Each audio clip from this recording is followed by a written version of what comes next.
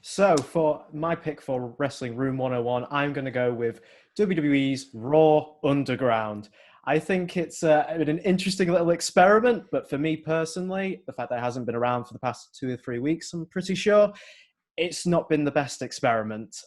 It doesn't do for me enough to build any stars more than just doing a series of squash matches for these bigger, over-the-top, aggressive characters. Most of the time, it ends up getting quite interesting, and only for Shane McMahon to then all of a sudden butt in and go, no, you can do this next week. You can do this next week. And this is after hearing him ramble on and just mumble his lines, and it doesn't come across as the shoot fight style that they're trying to present it as, in my opinion. It just looks like a Poundland version of Fight Club. And it just, for me, doesn't sell that well. I don't get invested in this. I get more invested on the stuff that's actually happening on Raw with those storylines. So for me, that's why it should be in Wrestling Room 101. Kenny, the floor is yours. Raw Underground is maybe not the best creative thing they've ever come up with, but it's not exactly brawl for all. But Raw Underground has given us more excitement. It's brought the return of Shane McMahon. We had sexy female dancers. We had Dabba Kato. We had Dolph Ziggler being tolerable.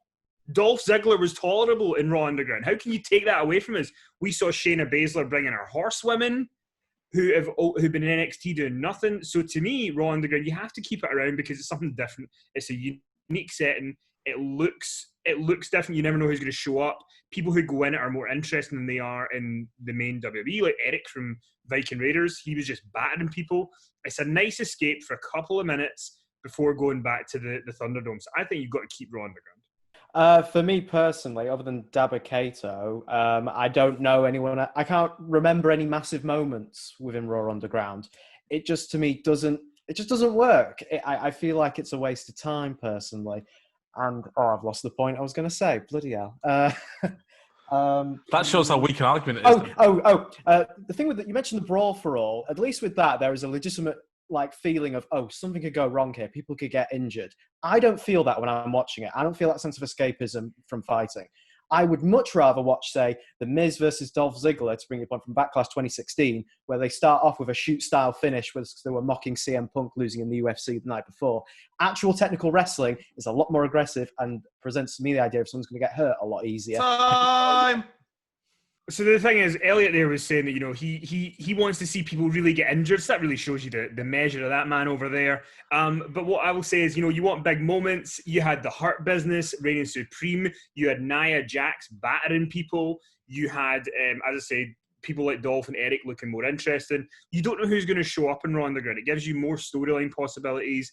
You can You can have a lot of different people like Riddick Moss. We saw him come into Raw Underground at one point and look like a badass. It's a way to have different characters who there's maybe not a reason to have them in a match on the show doing a shoot-style fight. And, if we're talking about wrestling being fake, there was a Firefly Funhouse match at WrestleMania that was an acid trip. So bring me more Raw Underground. I will now bring in my judgment. And do you know what? I'm going to surprise myself with what I say. Now, both sides brought very, very good arguments. I think my favourite moment was Poundland Fight Club. That popped me. I was very happy for that. Although Kenny makes very, very good points in saying the likes of Dabba Kato, Riddick Moss, the Horsewomen, these were people that wouldn't have had access to TV time if it wasn't for Raw Underground. Now, actually, the reason I'm going to go with what I was going to say is an inverse point that was made, and that was that Raw Underground is a nice little break from the usual. Now, I would agree with that if it didn't also come on the same show as the 24/7, 48/7, I-95 South European TV Championship, which is also a nice little break from the usual.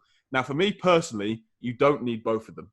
You have your nice little break with one or the other, and for me, I want to see more R-Truth nonsense with a 24/7 title. Therefore, we do not need Raw Underground. And for me, personally, as Chris Anderson, the Anderson Daniels, the Superman of Synergy, I'm done with Raw Underground. It can go straight into Room 101. Elliott, congratulations. I think this may be the first time I've ever agreed with you. Well done.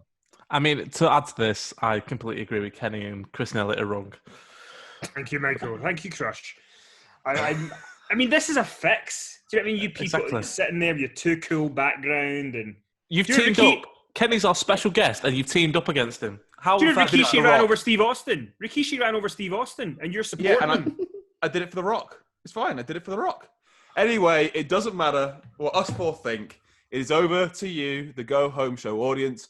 Do you agree that Raw Underground is done and should go into Room 101? Or do you think it has a spot on the Raw show and should stay? Let us know on Twitter at Go Home Show Pod or in the comment section on YouTube.